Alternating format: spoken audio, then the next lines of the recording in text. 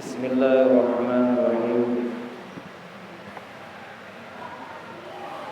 Assalamualaikum warahmatullahi wabarakatuh.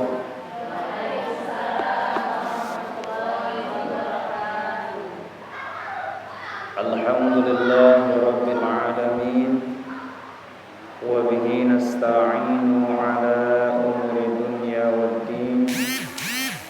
Wassalatu wassalamu ala asrafil anbiya'i wal mursalin Sayyidina wa maulana Muhammadin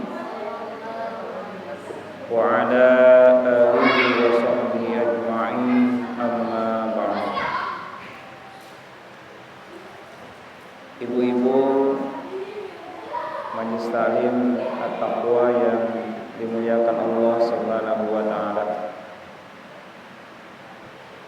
Pertama dan yang paling utama, marilah kita panjatkan puja-puji syukur kehadirat Allah Subhanahu wa ta'ala.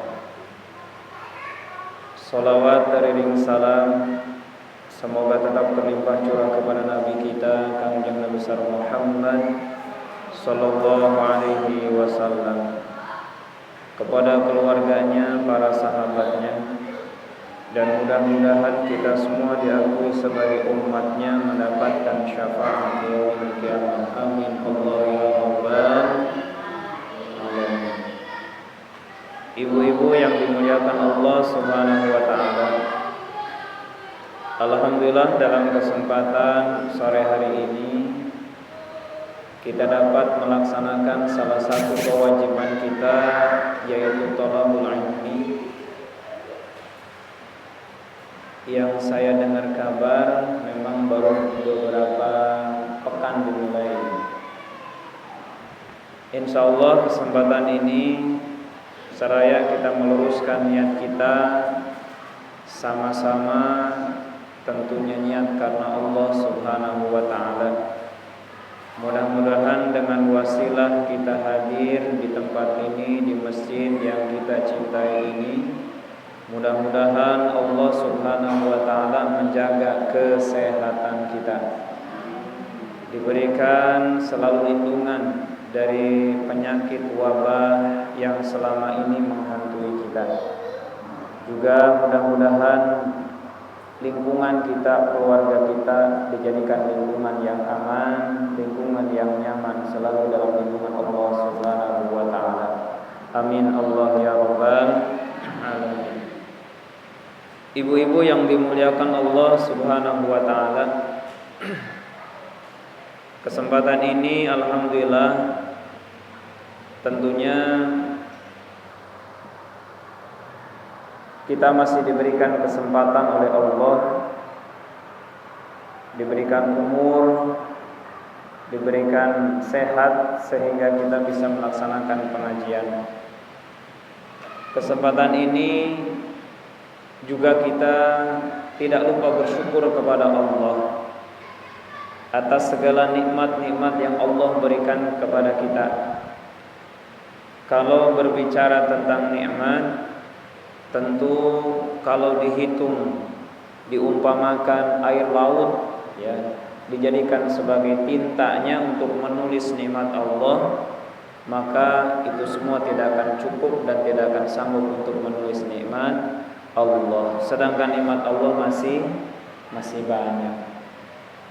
Jadi kalau hari ini di media, di TV, dan di pemberitaan terus melonjak berita-berita kematian, betul. Hari ini masih kita disibukkan dengan kondisi keadaan kesehatan, betul. Rasa-rasanya kalau kita lihat media, TV, yang sakit, betul Bu? Iya. Padahal sesungguhnya memang setiap hari juga yang meninggal ada, betul Bu? Yang sakit ya setiap hari ya ada, ya. Namun kita mengambil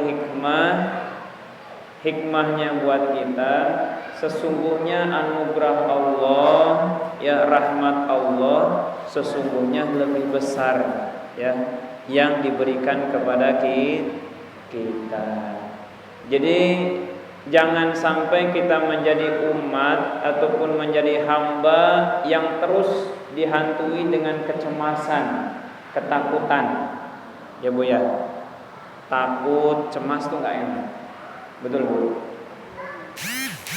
Takut, cemas gitu. Itu sesuatu yang tidak enak. Apalagi kalau sudah melihat media banyak yang meninggal. Betul Bu?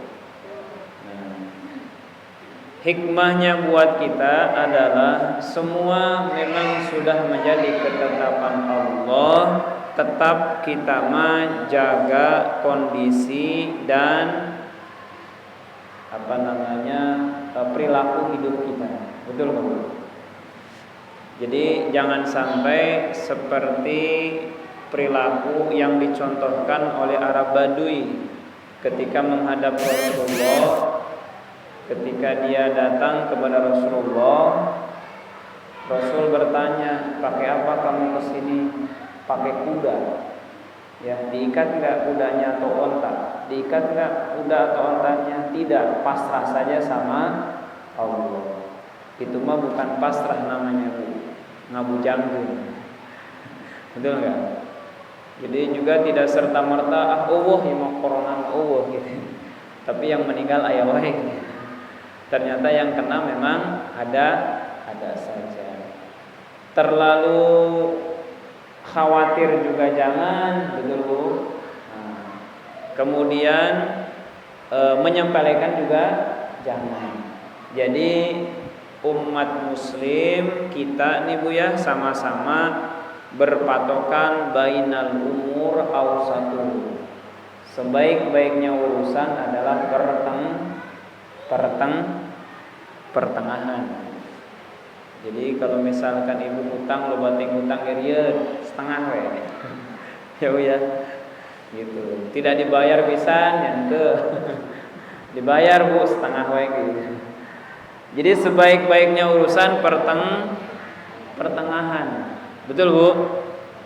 Ya, jadi sebaik-baiknya urusan pertengahan. Khawatir tidak, meremehkan putih tidak. Gitu. Bisa dipahami ya?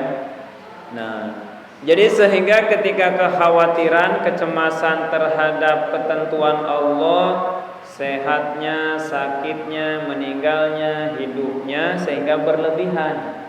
Gitu, berlebihan. Padahal tentu semuanya sudah menjadi ketetapan Allah, sehingga kita tidak menjadi umat yang bersyukur.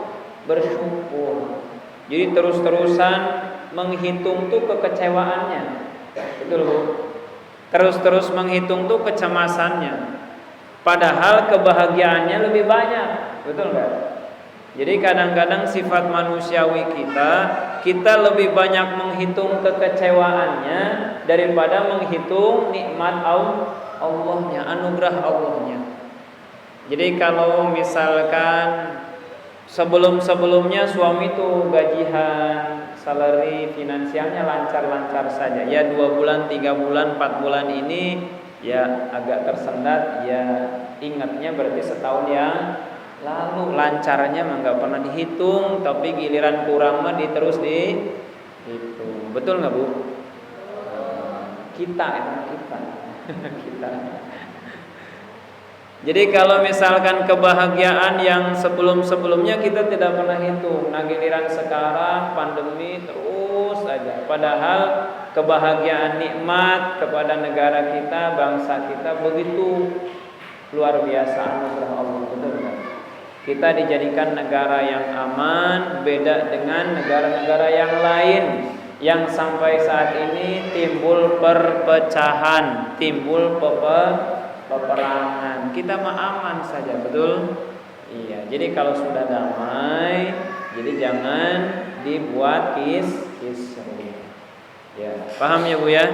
Nah, jadi jangan sampai kita menjadi orang-orang yang tidak pernah bersyukur terhadap nikmat yang telah Allah berikan kepada kita, karena kita mengalami kekecewaan, kecemasan, hal-hal yang pahit. Apalagi ibu, ya, kalau keluarga suami dan istri ada saja ucapan dari ibu, saya mah selama berumah tangga sama ayahnya, sama bapaknya tidak pernah senang.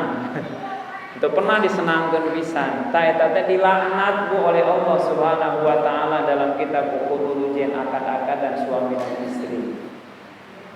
Benar Bu? Saya enggak pernah senang nih hidup sama suami. Benar Bu?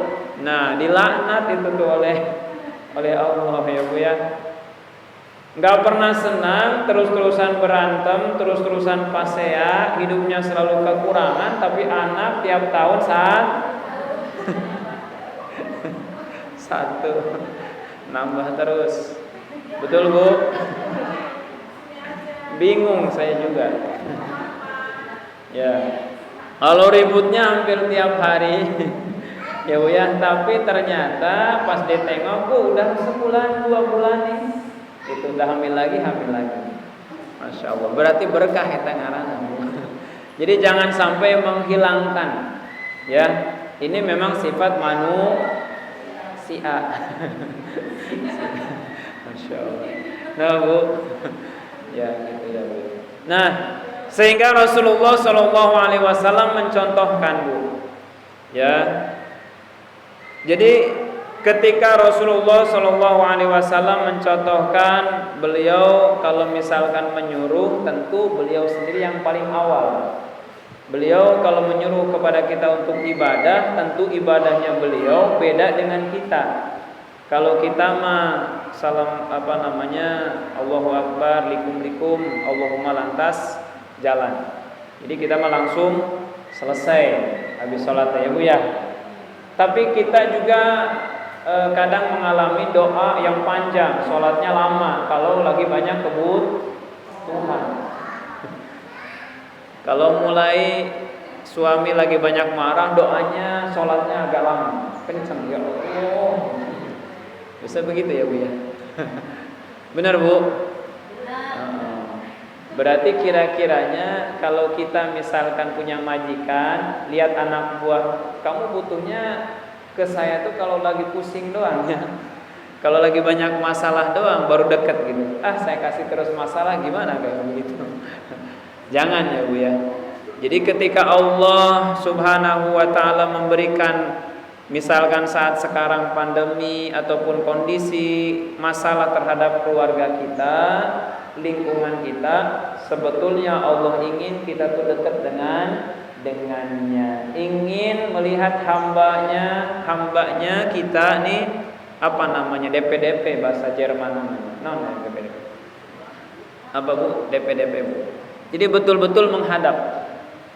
Ya, kalau bahasa merangkak, bukan merangkak sih sebetulnya, betul-betul pengharapannya betul-betul kepada Allah. Maka kalau saya punten ya Bu ya, sekali lagi misalkan ketemu sama orang yang kadang sudah jatuh, tertimpa tangga, sakit yang tak kunjung sembuh, itu doanya biasanya Ustaz gitu. Biasanya begitu. Benar enggak Bu? Beda sama yang biasa-biasa saja. Benar Bu? Benar enggak Bu? Nah, jadi kualitas doa itu biasanya memang sesuai dengan kondisinya. Ya. Jadi kalau biasa saja, lagi beras masih ada gitu ya, uang masih numpuk, biasa saja doa ya Allah, ya Allah. Tapi kalau sudah kering akhir bulan itu doanya biasa naik. Benar Bu ya? Ngerasa sih Bu ya. Ngerasa. Masya Allah. Nah, bagaimana yang Rasul contohkan ketika dia beribadah? Ditanya oleh sahabat, ya Rasul, kenapa kan engkau sudah dijamin masuk surga? Betul? Engkau orang yang pertama masuk surga, ya. Kok ibadahnya, sholatnya sampai kaki engkau bengkak, kakinya sampai bengkak? Gak mungkin sholat cuman assalamualaikum, waalaikumsalam sudah selesai sampai bengkak, gak mungkin. Betul Bu? Pasti ibadahnya lama. Betul? Ya, berarti ibu-ibu bisa dicontohkan nanti atau dilihat sama suaminya. Kalau kakinya agak-agak hitam berarti memang duduknya lama. Ini. Ini. Nah, kakak balen. Kalau suaminya pas lihat ibu gening punten belakang kok rada-rada ini. Ciri memang ahli pengajian. Jadi kelihatannya kasap. Apa? Memang ahli duduk gitu ya.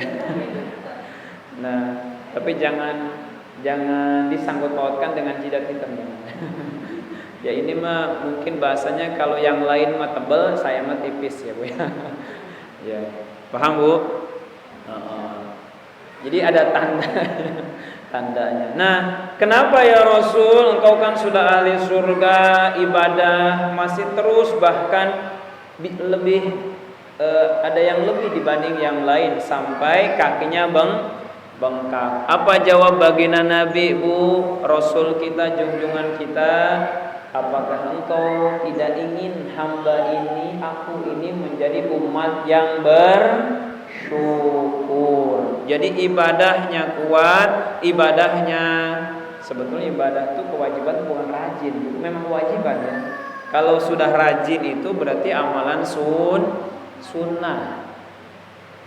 Misalkan, sholatnya rajin, sholat mah nggak rajin, memang kewajiban. Ya Bu, bener Bu?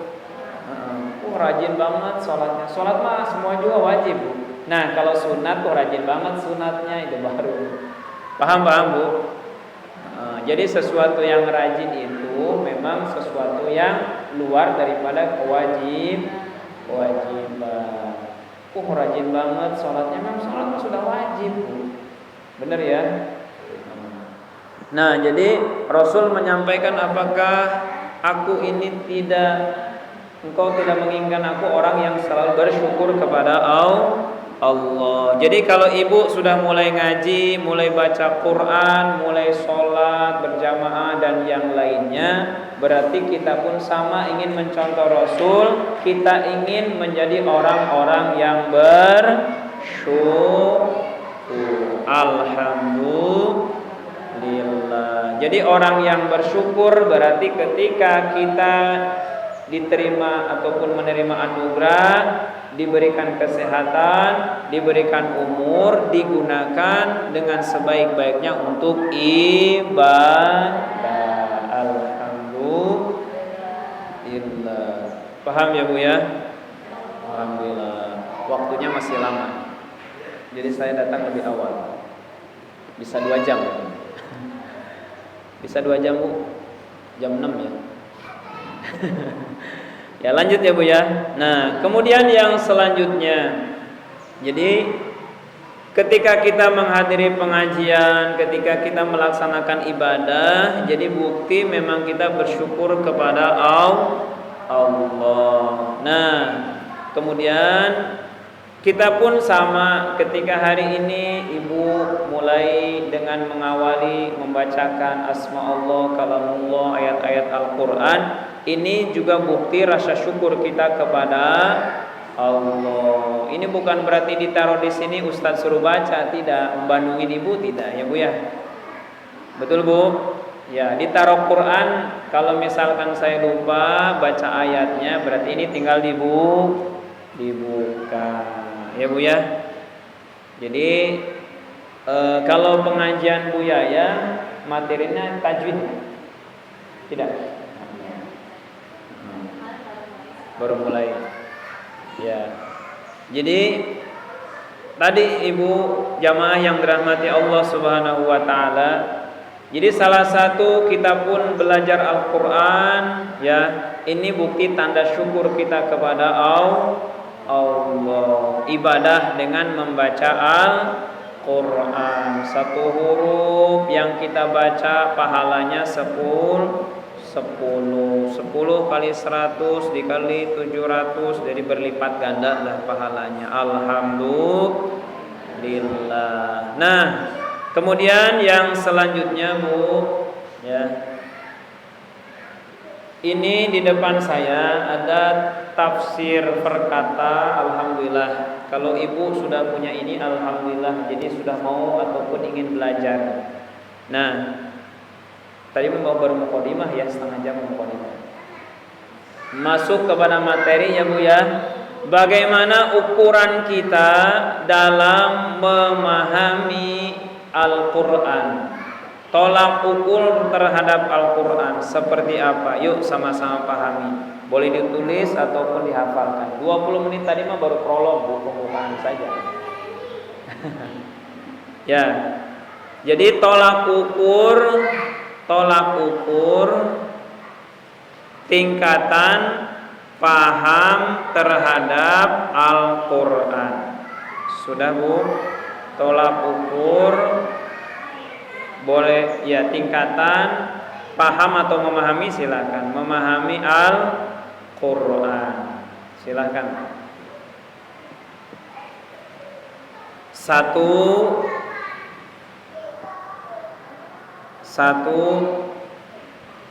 bisa membacanya sesuai makharijul huruf dan sifatil huruf. Sesuai makharijul huruf dan sifatil huruf.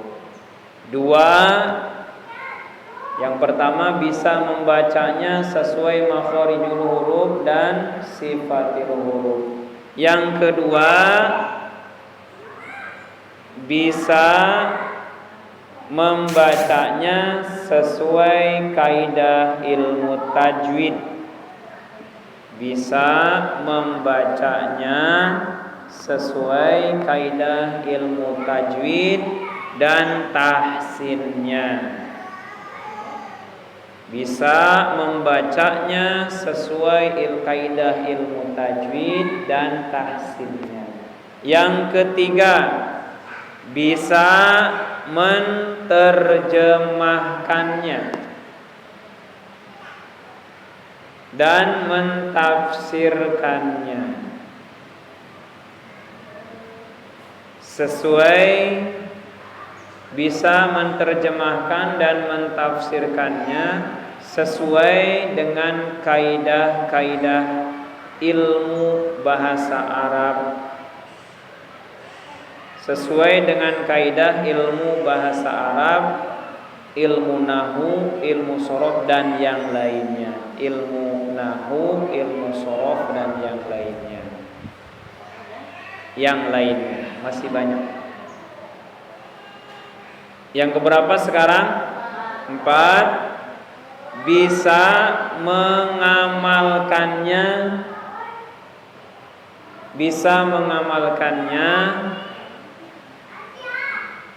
sesuai yang diperintahkan oleh Allah dalam Al-Quran. Bisa mengamalkannya sesuai perintah Allah di dalam Al-Quran. Yang keberapa? 5. Yang kelima, bisa menjadi pedoman.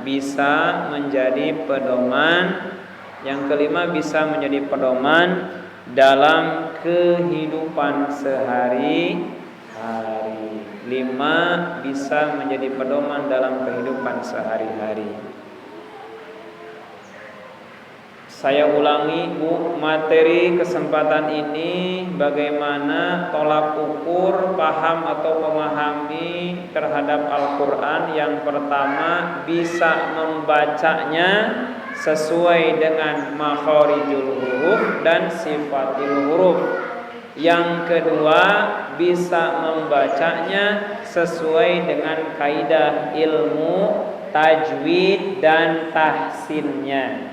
Ketiga, bisa membacanya, menerjemahkannya sesuai dengan kaidah-kaidah ilmu bahasa Arab, ilmu nahwu, shorof dan yang lainnya. Yang keempat, bisa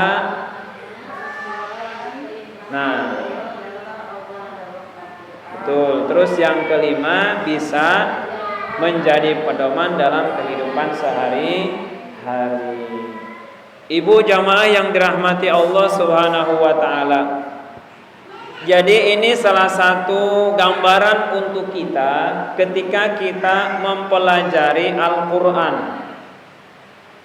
Tidak mungkin kita bisa kalau misalkan tidak pernah haji, tidak pernah belajar, tidak pernah hadir di majlis ilmu.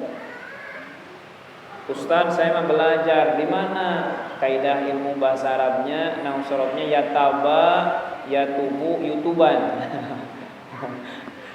Ya Bu ya. Jadi di YouTube itu belajarnya. Ya. Jadi kalau santri biasa begitu, yataba, yatubu, yutuban. Ya Bu, jadi ditasrif dulu. Oh, yutuban. Nah, jadi kita sama-sama hadir dan rutin dalam pengajian, duduk di majlis ilmu, sama-sama kita belajar sedikit demi sedikit memahami kaidah-kaidah agama, terutama mempelajari Al-Qur'an. Karena ini disimpan di sini, berarti setidaknya ini juga insya Allah dijelaskan. Alhamdulillah ada contohnya. Tolak ukurnya seperti apa Bu? Yang pertama kita harus bisa baca Al-Quran itu sesuai dengan makharajnya atau makharijul huruf dan sifatul huruf. Ya, Ibu sudah bisa belum bacanya? Alhamdulillah. Sudah, Ustaz sudah baca. Nah, kalau sudah bisa baca, saya mau tanya, makhraj itu apa Bu? Makhraj teh naon Bu? What's the meaning makhraj Bu? Naon makhraj teh? Nya makhraj we Ustaz. Oh, pusing-pusing Ustaz ya. Naon Bu makhraj teh? Makhraj itu tempat keluarnya. Ya, jadi kalau makharijul huruf berarti ada dua, makhraj sama huruf. Jadi makharij sama huruf. Makhraj itu tempat keluar. Ya. Kalau huruf berarti huruf. Jadi tempat keluar. Nah, jadi ketika kita baca Al-Qur'an berarti kita harus tahu tempat keluarnya huruf hijaiyah ada berapa Bu? Ada berapa? Nah, huruf hijaiyah memang bervariasi. Ada yang 29. Itu menurut Imam At-Tirmidzi. Ya. Jadi yang masyhur 29. Makhraj tempat keluarnya huruf ada berapa? Sekian. Sekian dan terima kasih. Biasa kalau sudah mulai umur 40 ke atas Ustaz boro-boro mau ngapalin makhraj kan Ustaz. Gitu ya. Tapi Bu sama-sama belajar. Jadi makhraj tempat keluarnya huruf itu ada 17. Lagi-lagi kalau bicara tajwid itu bicara yang umum dulu. Ya, makhraj juga ada 29, tapi kita kepada yang umum ada 17. Jadi huruf hijaiyah yang 29 tempat keluarnya huruf itu ada 17. Yang 17 dibagi 5. Oh, lihat Ustaz dibagi deh. Ya Bu, yang 17 makhraj itu dibagi 5. Apa yang 5? Saya singkat SKHJL. Apa Bu? SKHJL. Biar cepat hafal, makanya saya singkat SKHJL. Bukan sehjel, bukan sehjel, tapi SKHJL. Apa yang 5? Satu S-nya syafatain. K-nya apa? Khaisum. Ya, H-nya apa? Halak. Terus apalagi SKHJ-nya apa? Jauh. L-nya apa? Lisan. artina naon tan dihandap. Ya Bu ya, artinya di sini Bu. S-nya syafatain, ini bibir dua bibir, bukan dua orang bibirnya, bukan, tapi satu orang punya dua bibir, atas bawah. Paham Bu? Syafatain. Syafatain ini ada berapa hurufnya? Ada 4. Ma, wa, ba, fa. Apa Bu? Ma, ba, wa, fa. Atau bawa mapa. Ba, ma, wa, fa. Jadi sekitaran bibir 2 atau dua bibir. Paham Bu? Alhamdulillah. Kemudian khaisum ya. Khaisum artinya apa khaisum Bu? Khaisum rongga apa? Rongga ini Bu. Kalau saya nunjukin ini pasti jawabnya tenggorokan. Rongga hidung ya. Salah ya Bu ya. Rongga hidung. Sakit apa? Sakit kepala, enggak mungkin. Jadi rongga hidung ya. Sautul yakhruju minal khaisum, rongga hidung. Hurufnya ada 2, mim bertasydid sama nun bertasydid. Inna humma berarti ada di hidung, rongga hidung. Paham ya Bu ya? Alhamdulillah. Syafatain mah 4, bibir 2. Kalau khaisuma 2, mim dan nun. Kemudian SKH halak. Halak ada berapa? Halak ada 6 hurufnya. Apa saja? Alif, ha, ain, ha, ghin, kha, atau sering disebut idha. Halak itu apa? Tenggorokan. Paham Bu? Alhamdulillah. Dipaham-pahamkan. Kemudian yang berikutnya J-nya apa Bu? Jauh. Jauh. Ya. Jauh itu apa Bu? Jauh itu apa? Nih, kalau misalkan tadi yang pertama syafatain 2 bibir. Habis 2 bibir kemudian lari ke hidung, kemudian lari ke tenggorokan. Nah, jauh ini rongga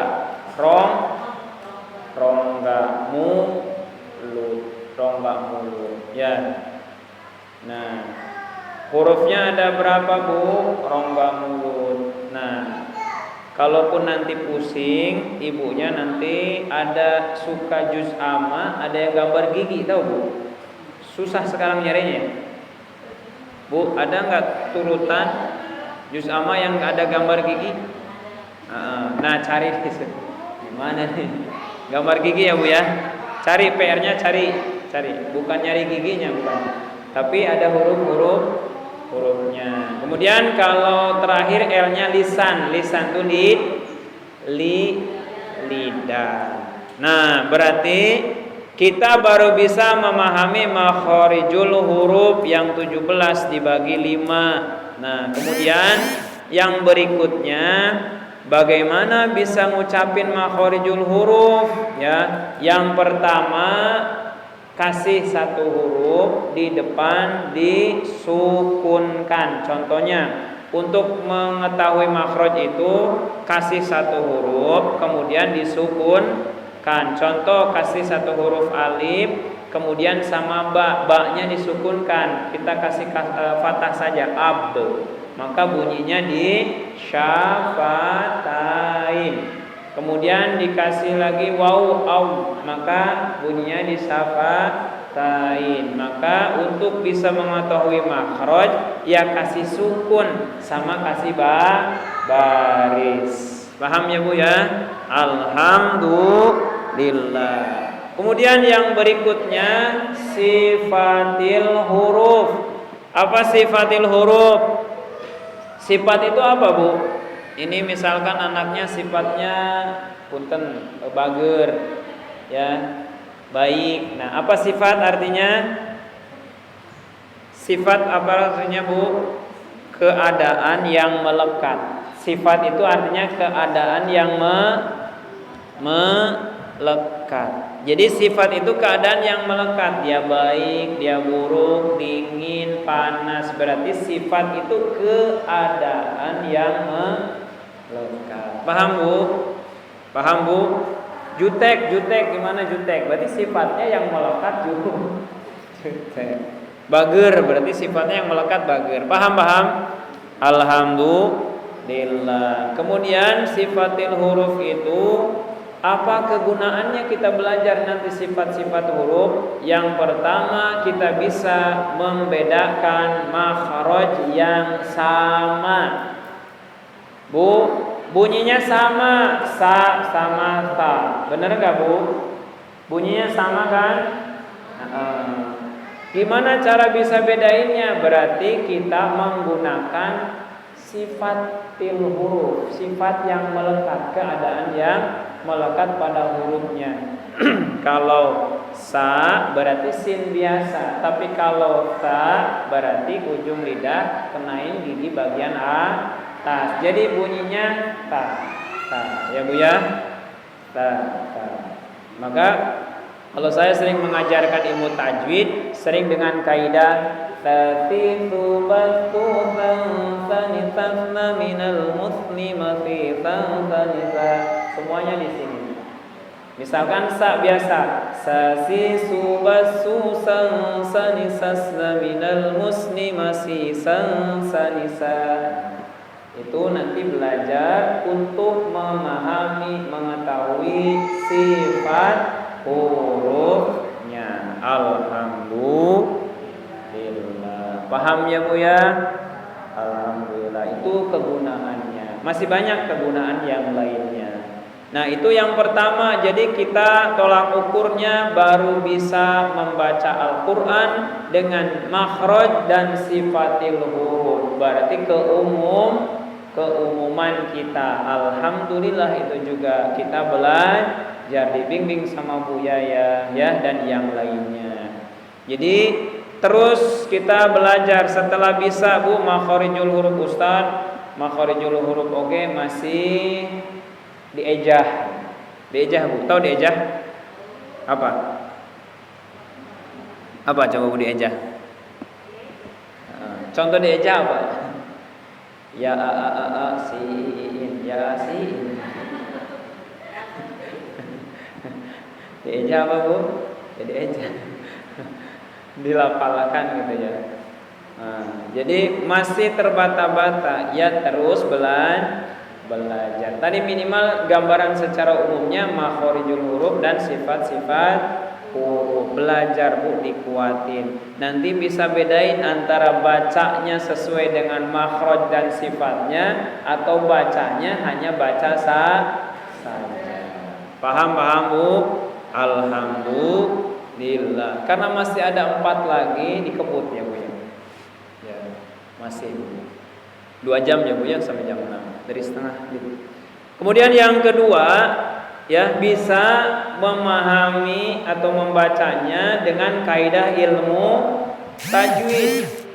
Ya Bu, ilmu tajwid, ilmu membaguskan bacaan, bagaimana ilmu keadaan-keadaan ketika misalkan contoh nun mati bertemu dengan ini ya Bu ya, mim mati dan mad dan yang lainnya. Jadi kaidah ilmu tajwid. Sehingga ada kaidah seseorang yang membaca Al-Qur'an tanpa tajwid maka dia banget dosa. Jadi dosa. Maka ibu kalau membaca Al-Quran niatkan untuk belajar.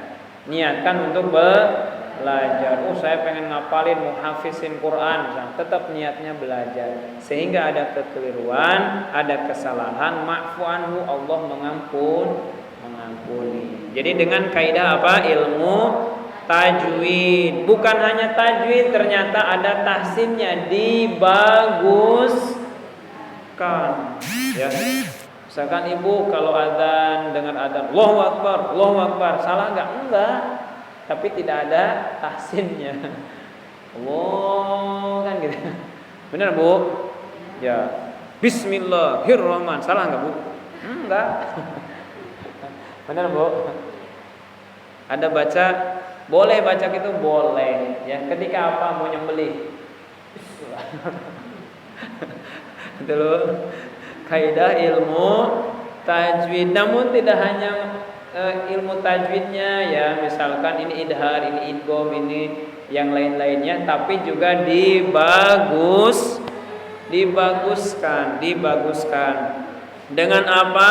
Lisanun Arabiyyun, dengan lisannya orang Arab. Jadi Zainul Quran bi aswatikum, hiasi bacaan Al-Quran dengan sebaik-baiknya ucapan kita, Bu, kalau baca Quran berarti betul-betul dengan yang paling bagus bacaan kita gitu. Jangan misalkan kita baca misalkan ya Bu ya, Pancasila, bukan, tapi untuk membaca kalau dalam Quran, jadi sebaik-baiknya bacaan kita. Jadi untuk membaca Al-Quran ini suara kita yang paling bagus ya Bu ya. Kundela ala kadarna we gitu nya, ala kadarna nya belajar. Paham Bu? Sesudah bisa nanti tajwid, nanti belajar sama Bu Yaya, dilanjutkan kemudian dengan tahsinnya. Baru berapa Bu? 2. Insya Allah dikebut ya Bu ya. Yang ketiga, kita bisa membacanya setelah bisa membaca dengan makharijul huruf, sifatil huruf, kemudian dengan tajwidnya dan tahsinnya. Yang ketiga, bisa menerjemahkannya dan mentafsirkannya. Ibu, di sini ada contoh Al-Qur'an perkata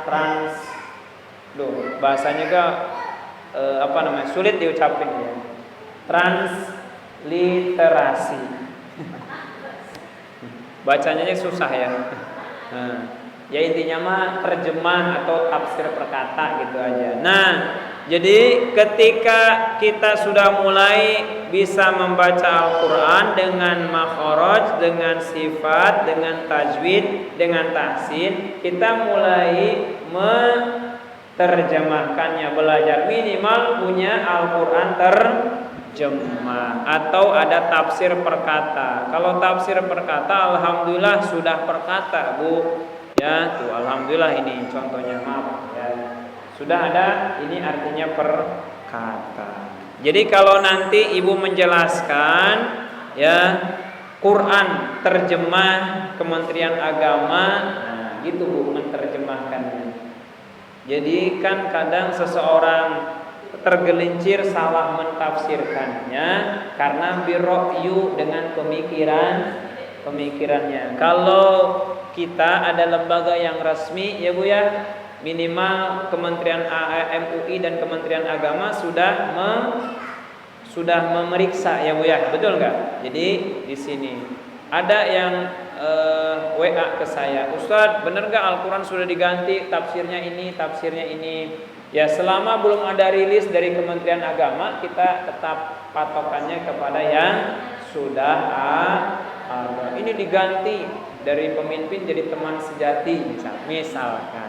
Kita masih percaya kepada sudah yang ada sesuai dengan kemenangan. Kalaupun misalkan ada revisi, pasti Kementerian Agama MUI sudah lebih awal daripada kita. Betul nggak Bu? Betul ya.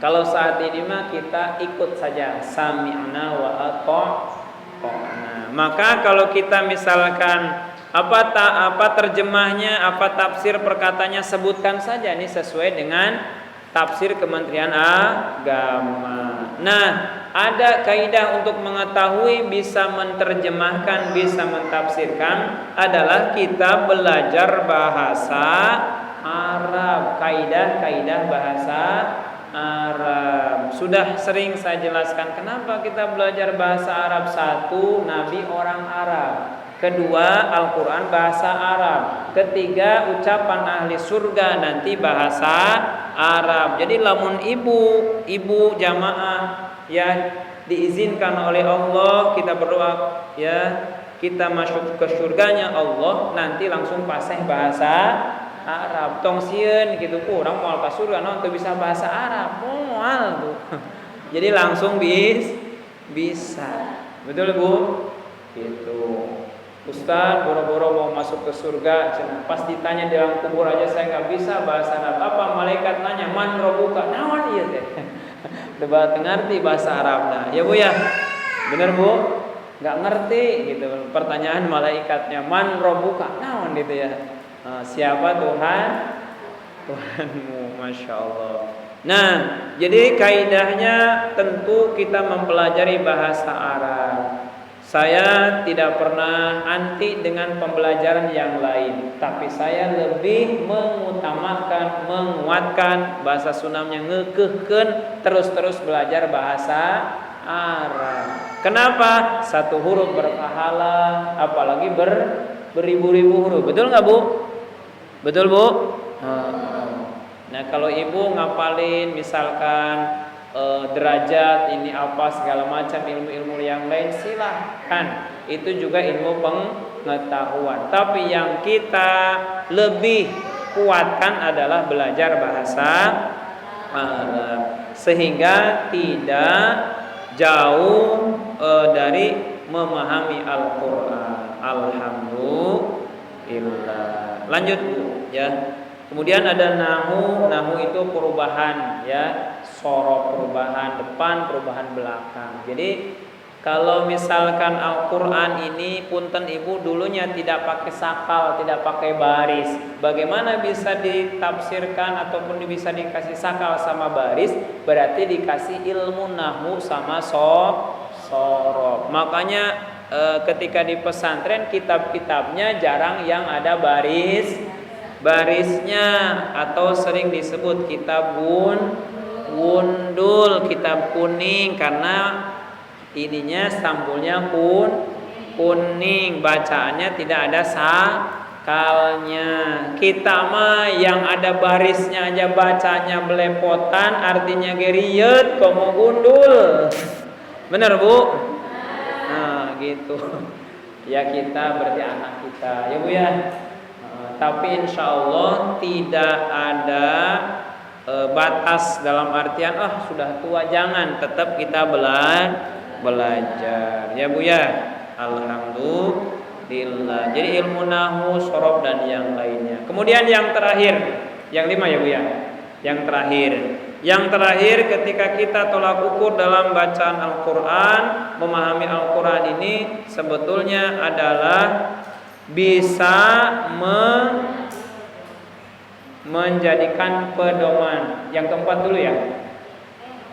keempat dulu bisa mengamalkan apa yang yang sesuai dengan perintah Allah di dalam Al-Quran. Jadi kalau bahasa surat cintanya dari Allah Subhanahu wa ta'ala, kita begitu sangat rindu, begitu sangat sayang kepada Al-Quran, tapi sayang kita gak ngerti. Masya Allah. Seperti hanya surat presiden, misalkan ngasih surat kepada kita, isinya apa, panggilan sidang, apa panggilan apa surat apa ya, memang diberi tapi kita tidak tahu. Nah itu sama halnya kita tidak ada kemanfaatannya. Betul nggak Bu? Betul. Iya. Nggak taunya misalkan surat panggilan sidang, kita ini saya dapat surat, katanya surat dipanggil. Masya Allah. Ya Bu ya. Alhamdulillah kita juga sering belajar sedikit banyaknya. Ya, walaupun kita sering mengambil surat-surat yang pilihan, betul ya Bu ya? Yang sering kita baca surat Yasin, ya, betul. Kalau ada nasyid mah ku terima surat Yasin gitu ya. Jadi dari siapa? Dari Pak Ustadz. Jadi belajar surat Yasin. Nah, jadi mulai melaksanakan apa yang diperintahkannya. Contohnya aqimis sholat, berarti sholat, waktu zakat, tunaikan zakat. Yang terakhir adalah Al-Quran sebagai pedoman dalam kehidupan kita sehari-hari. Jadi kita sedih buka Quran, kita gembira buka Quran. Jadi Al-Quran sebagai pedoman kita, petunjuk kita, hudal linnas wa bayyinatin minal huda wal furqan. Jadi petunjuk kepada kita manusia, ya, hudal linnas wa bayyinatin minal huda wal furqan, dan sebagai pembeda. Jadi kita tahu mana yang baik dan mana yang buruk, mana yang salah dan mana yang benar adalah ketika kita mempelajari paham Al-Quran sebagai pedoman hidup kita. Alhamdulillah. 5:30 kurang 1 menit, ya. Insyaallah itu saja Bu yang bisa disampaikan. Mudah-mudahan bermanfaat bagi kita. Sesungguhnya apa yang saya sampaikan motivasi kita untuk terus belajar. Jangan cukup dengan kondisi keadaan kita sekarang, terus belajar. Namun ilmu yang ada, yang kita pahami, walaupun satu huruf tetap kita amalkan, ya Bu.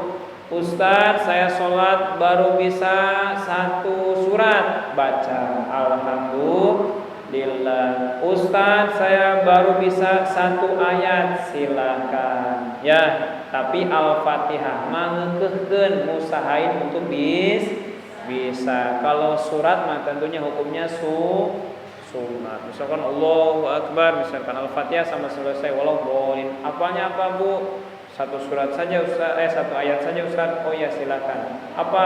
Nun. Shadaqallahul adzim. Itu doang ya. Ya silakan saya, tapi belajar. Masa iya nggak ingin sampai ya Ibu Nun terus? Ya Bu ya. Itu saja. Ya, yang bisa disampaikan. Mohon maaf atas segala kekurangan dan kesalahan. Insyaallah mungkin ada pertanyaan sebelum ditutup. Silakan.